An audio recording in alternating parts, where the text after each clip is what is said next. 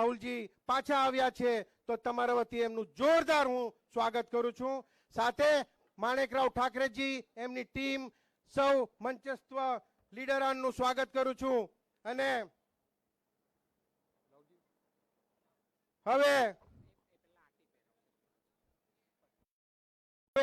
રાહુલજી બોલે એ પહેલા એમનું આપણે તમારા વતી બધા વતી હું અહીંયા ઉભીને એમનું સ્વાગત કરી દઉં છું.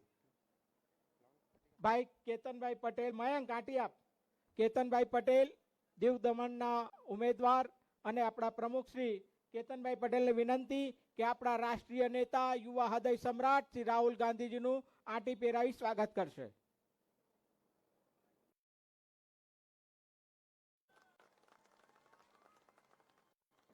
હવે હું હૃદયથી હૃદય જોડવા, ભારત જોડવા માટે જેમને નેમ લીધી છે એવા યુવાનોના આપણા હૃદય सम्राट सम्मान्य राहुल गांधी जी को मैं विनती करता हूं, आइए और अपनी बात रखिए. श्रीमान राहुल गांधी जी.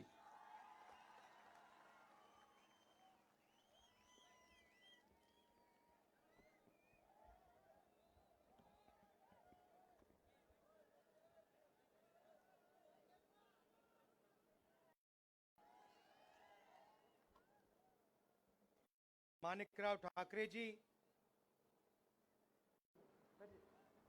महेश शर्मा जी, कैंडिडेट्स केतन पटेल जी, अजीत माला जी, स्टेज पे कांग्रेस पार्टी के वरिष्ठ नेता, हमारे प्यारे कार्यकर्ता, भाइयों और बहनों, प्रेस के हमारे मित्रों, आप सबका यहाँ बहुत बहुत स्वागत. इतनी गर्मी में आप दूर दूर से यहाँ मेरी बात सुनने आए, इसके लिए दिल से आपका धन्यवाद और स्वागत करता हूँ.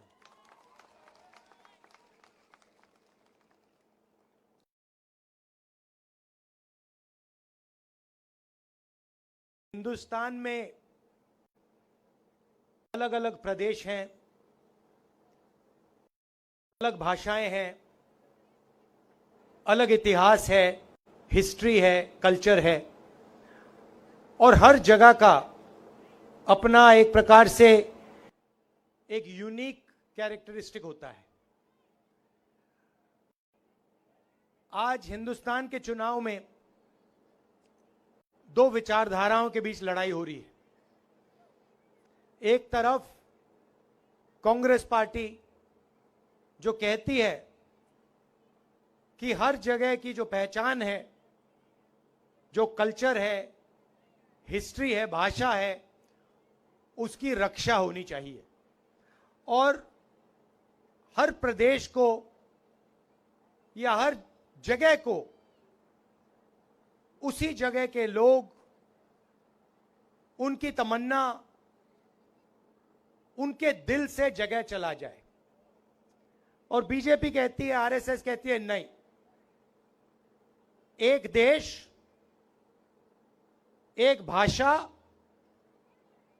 और एक लीडर, यह लड़ाई है. अब आपकी मुसीबत यह है कि यहां पे नरेंद्र मोदी जी ने प्रफुल्ल पटेल जी को राजा जैसे आपके सिर के ऊपर बैठा रखा है. पहले यहां पे इस किले में राजा बैठते होते थे, अब वैसे ही प्रफुल्ल पटेल यहां के एडमिनिस्ट्रेटर नहीं हैं, वो यहां के राजा हैं, राजा, किंग. और राजा को दिल्ली से बैठाया गया है, और राजा को कहा गया है कि तुम राजा हो, तुम्हें जो भी करना है तुम कर सकते हो. घर तोड़ने घर तोड़ दो, लोगों को तंग करना है तंग करो, जो भी करना है खुली छूट है, दिल खोल के करो. और प्रफुल्ल पटेल जी यहां के राजा, जो मन में आता है वो करते रहते हैं, आप लोगों को तंग करते रहते हैं। अब आप सोच रहे हो कि नहीं भाई ये तो हमारे साथ हो रहा है सिर्फ, मगर ये पूरे देश में हो रहा है।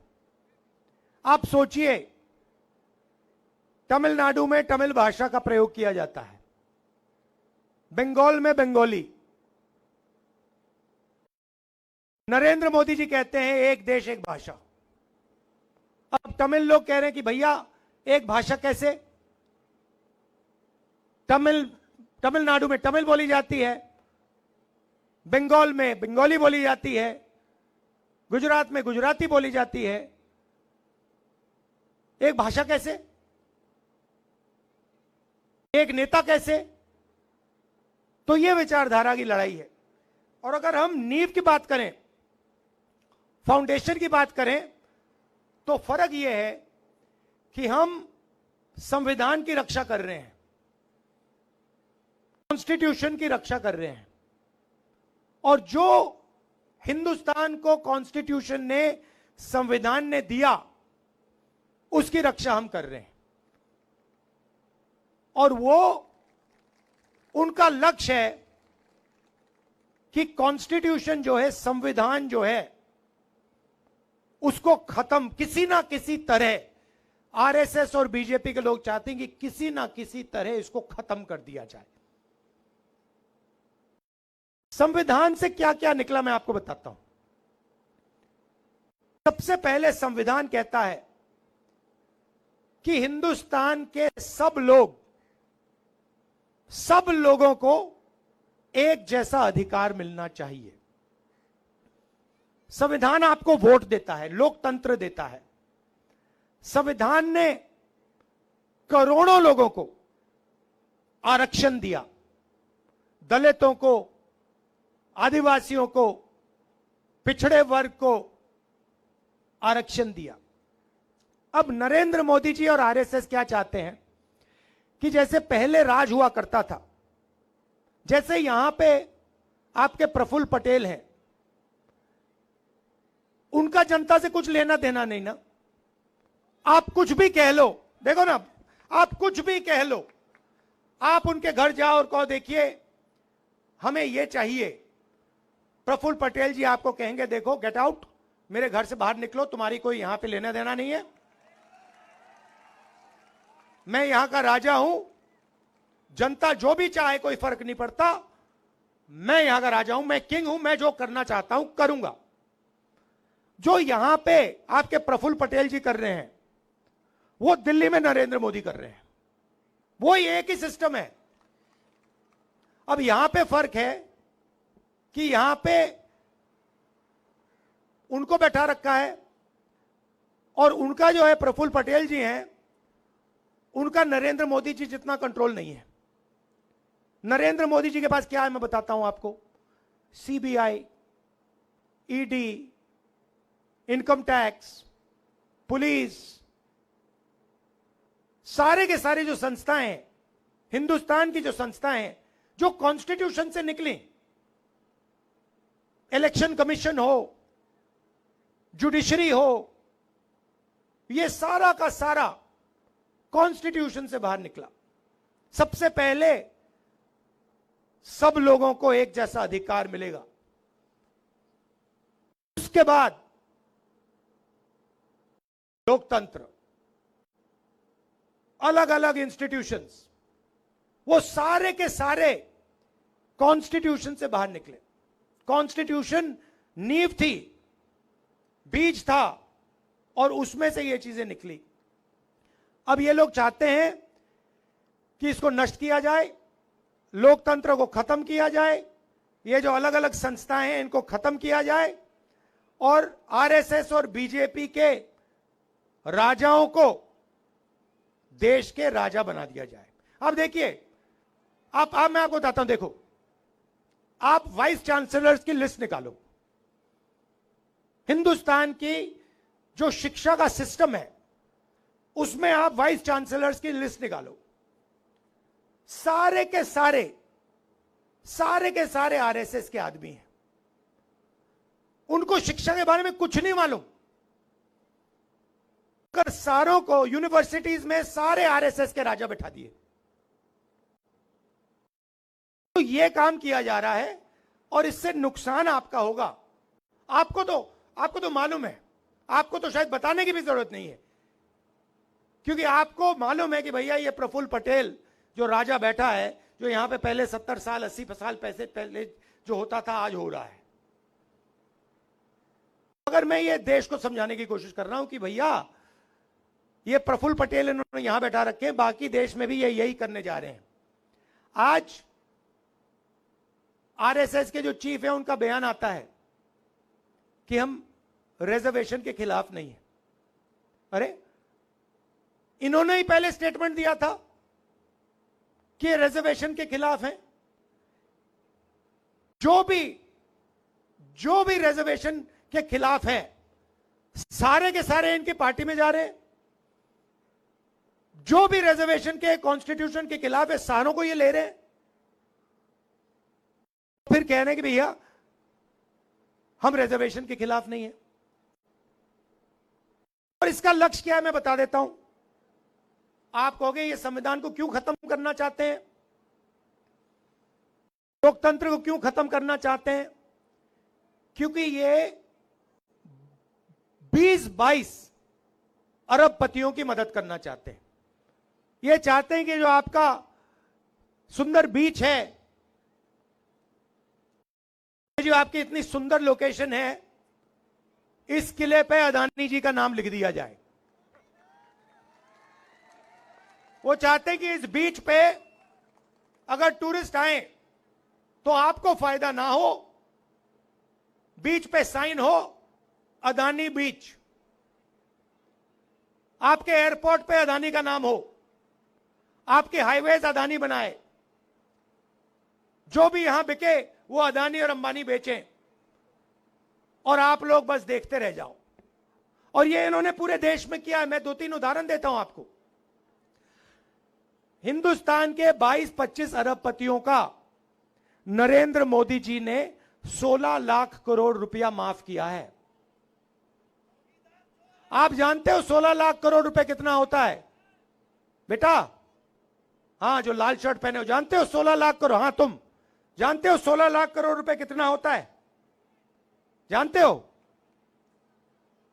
हां, तुम्ही से बोल रहा हूं। जानते हो कितना होता है 16 लाख करोड़ रुपया? मैं बताता हूं। 25 साल मनरेगा में जितना भी पैसा लगा, 25 साल अगर आप वो पैसा ले लो, उतना पैसा नरेंद्र मोदी ने 10-15 लोगों का कर्जा माफ किया है। किसानों का कितना माफ किया?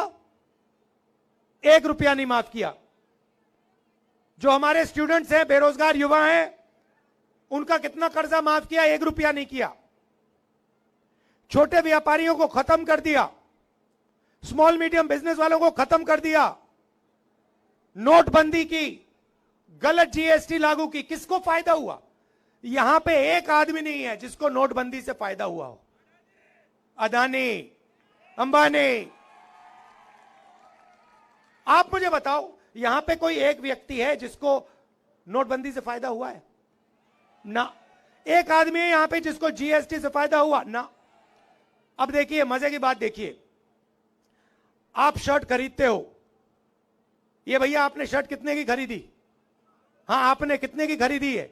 अरे भाई आपसे पूछ रहा हूं, सफेद वाला। हाँ, कितने की खरीदी? 200।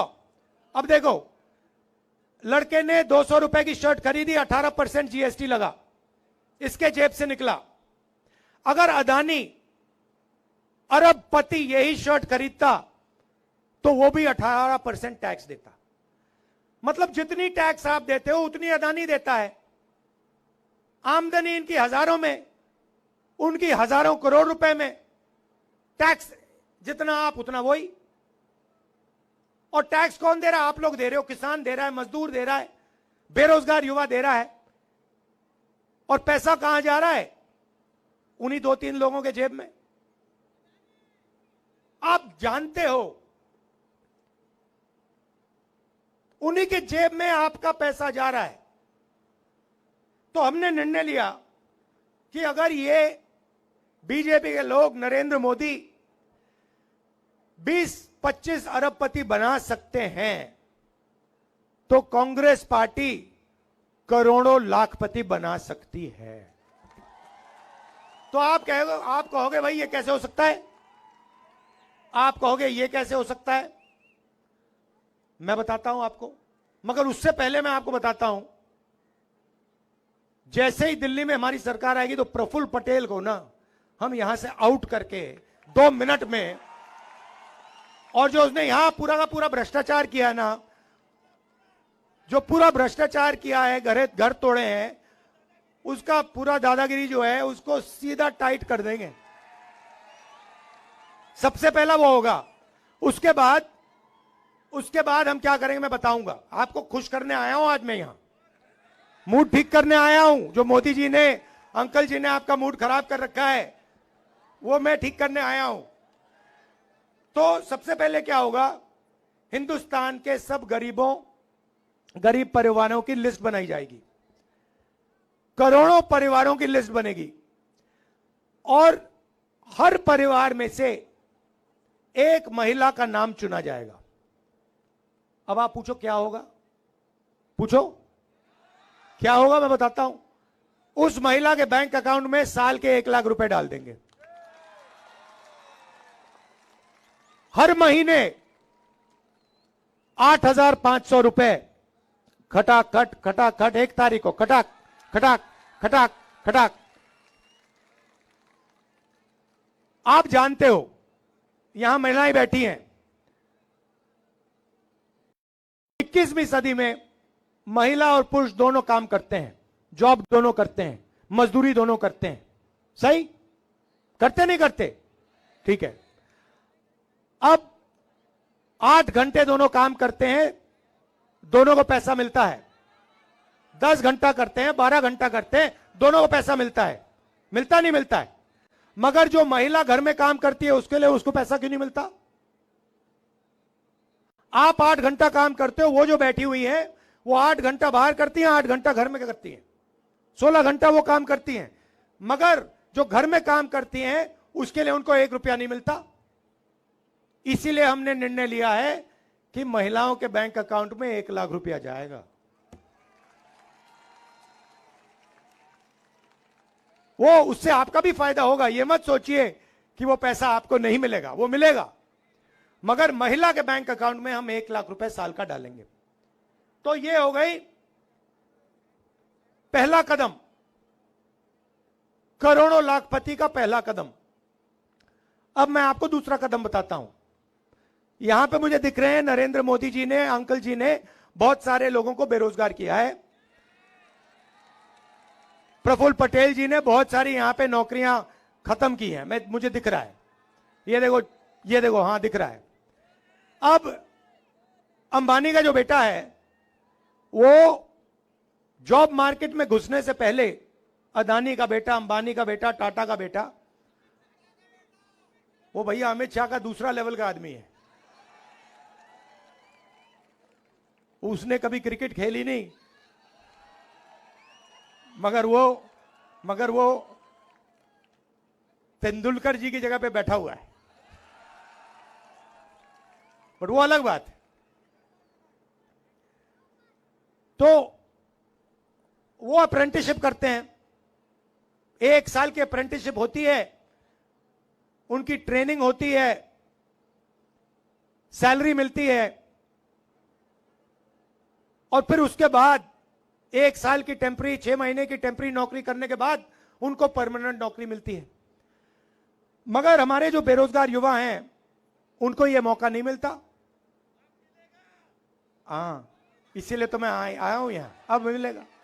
अब हमने सीधी सी बात रखी है, हिंदुस्तान का कोई भी ग्रेजुएट हो, डिप्लोमा होल्डर हो, कॉलेज यूनिवर्सिटी जो भी, उसको हम एक अधिकार देने जा रहे हैं। जैसे मनरेगा में रोजगार का अधिकार दिया था, गांव में काम का अधिकार दिया था, अब हम पूरे हिंदुस्तान के ग्रेजुएट्स को अधिकार देने जा रहे हैं। अधिकार का मतलब अगर आपने मांगा उसको पूरा करना पड़ेगा, कानून है। अगर आपने मांग लिया तो सरकार को देना ही पड़ेगा। अब क्या देंगे बता रहा हूं आपको। अप्रेंटिसशिप मिलेगी, 1 साल की अप्रेंटिसशिप होगी, प्राइवेट सेक्टर में, पब्लिक सेक्टर में, सरकारी ऑफिसेज में, सरकारी अस्पतालों में 1 साल की पहली नौकरी पक्की। पहली नौकरी पक्की मतलब कोई भी बेरोजगार युवा ग्रेजुएट कह सकता है, भैया हाथ उठा के कह सकता है मुझे अपना अधिकार चाहिए।